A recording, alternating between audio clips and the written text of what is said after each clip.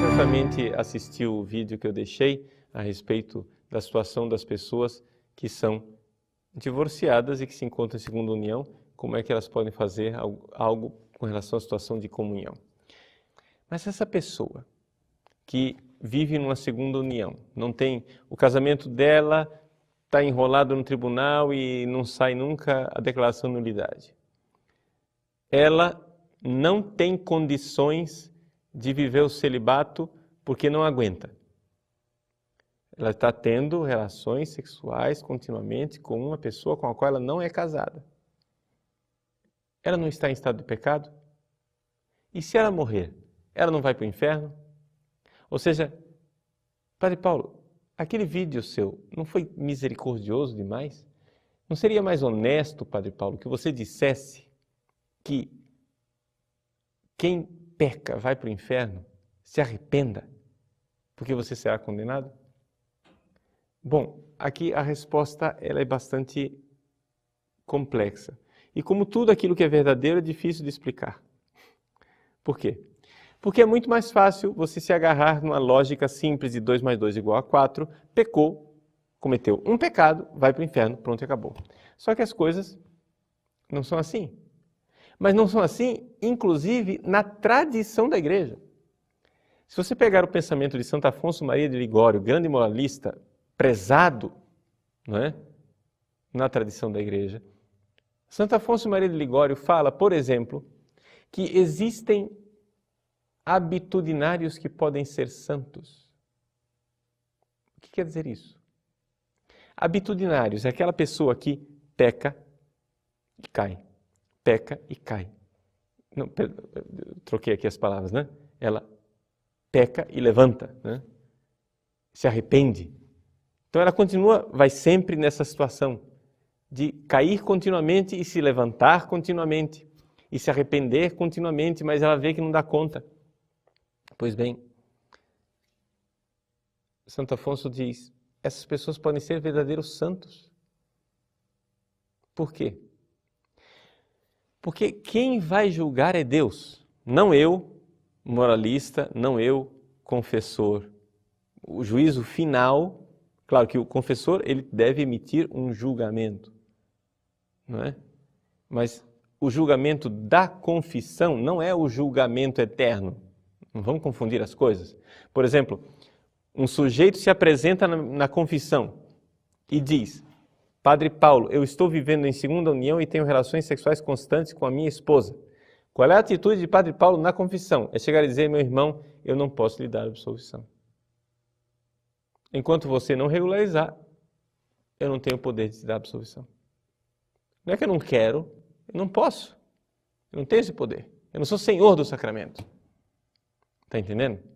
Mas negar a absolvição para essa pessoa, vamos supor que essa pessoa saia do confessionário, se levante do confessionário e tenha um infarto e morra ali, estatelado no chão. Agora virá o julgamento com J maiúsculo, que é de Deus,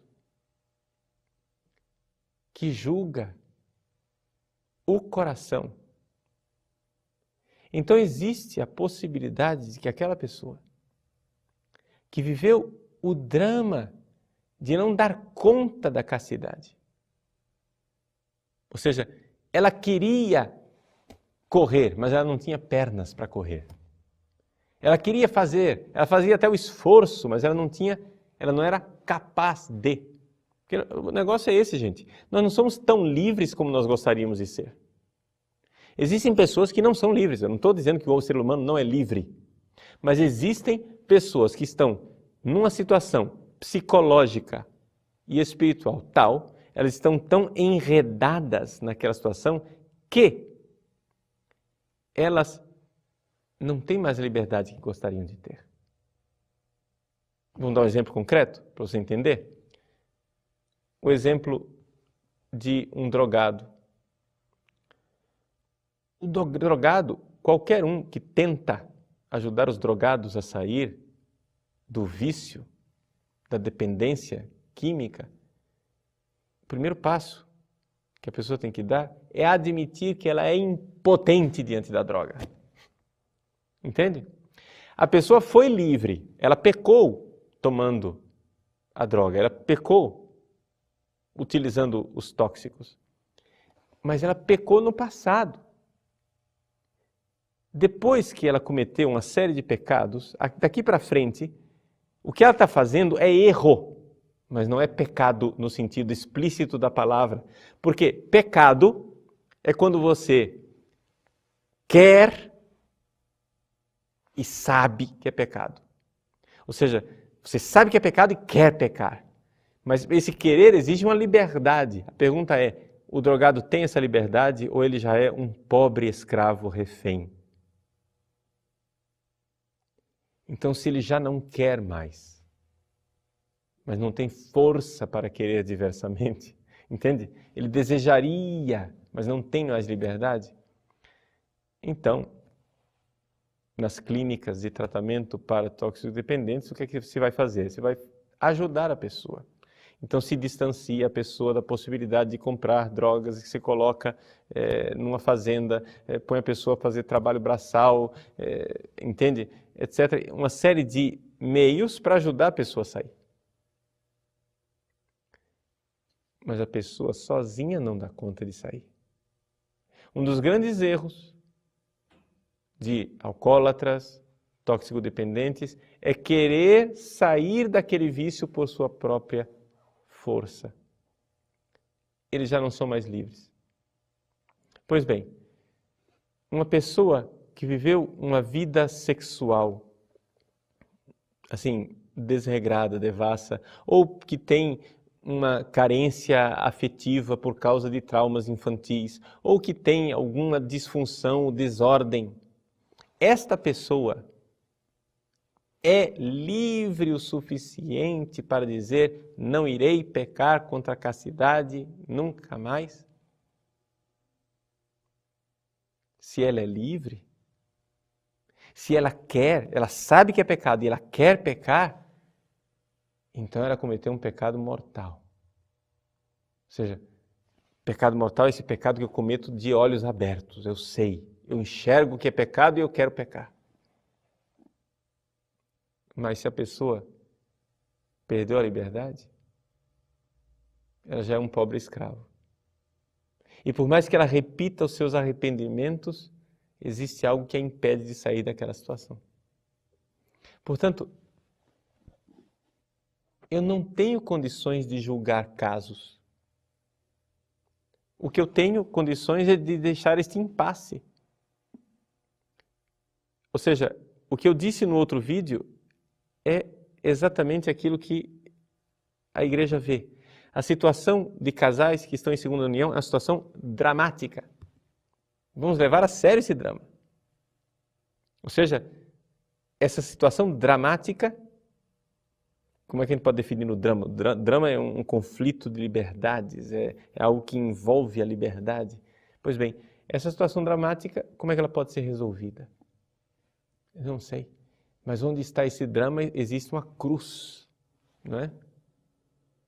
Existe uma cruz que deve ser carregada. Então é possível, diz Santo Afonso Maria de Ligório, que estes habitudinários, ou seja, essas pessoas que estão numa situação que habitualmente caem naquele pecado, é possível que essas pessoas sejam verdadeiros santos.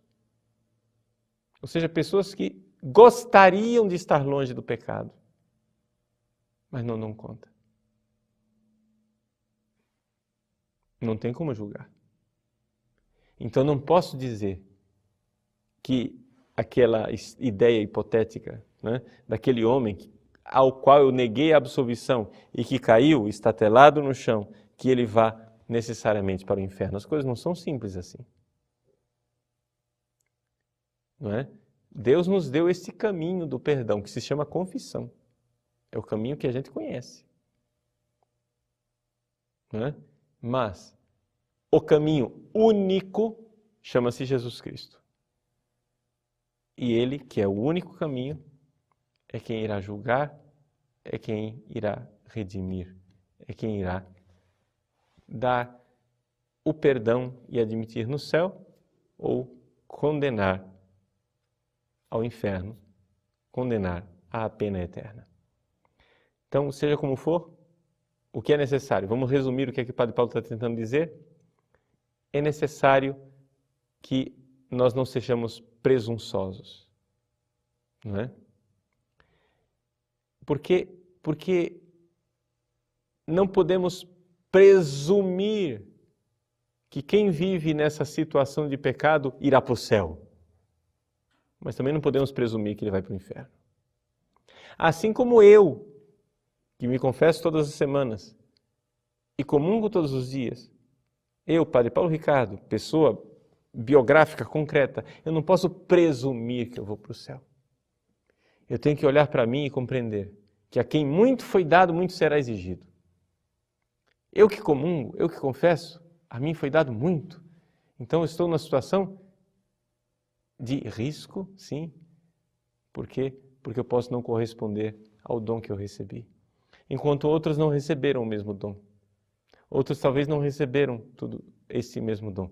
Claro, a igreja e a pregação da igreja deve levar as pessoas a levar a sério a situação de pecado e a tentar se converter. Mas nas situações concretas, muitas vezes, a coisa muda de figura. Deus abençoe você.